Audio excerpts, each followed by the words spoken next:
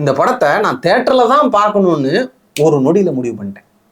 You mean ஒரு நொடி seconds? இந்த ஒரு நொடி இல்ல, டைரக்டர் மணிவர்மனோட முந்தைய படம் ஒரு நொடி.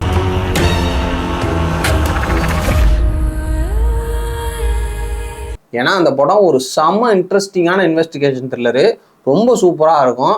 இன்ஃபேக்ட் நானே அந்த படத்தை தேட்டரில் பார்க்கல, ஓடிடியில் தான் பார்த்தேன். நானும். பார்க்காதவங்க பார்த்துருங்க. அந்த படம் வந்து அமேசான் பிரைமில் இருக்குது, ரொம்ப நல்லா இருக்கும். சரி, அந்த படத்தை தான் நம்ம தேட்டரில் பார்க்கல, அவரோட அடுத்த படங்களையாவது நம்ம தேட்டரில் பார்த்தே ஆகணும் அப்படின்ற ஒரு எதிர்பார்ப்போட தான் நான் இந்த ஜென்ம நட்சத்திரம் படத்துக்கு தேட்டருக்கு போனேன். ஒரு நொடி நம்மளை எக்ஸைட் பண்ணதுக்கான காரணம் ரைட்டிங்கு. அதே நேரத்தில் இந்த ஜென்ம நட்சத்திரம் நம்மளை டிசப்பாயிண்ட் பண்ணதுக்கான காரணமும் அதே ரைட்டிங். என்னடா எடுத்தோடனே நெகட்டிவ் சொல்கிறாங்க அப்படின்னு நினைக்க வேணாம்.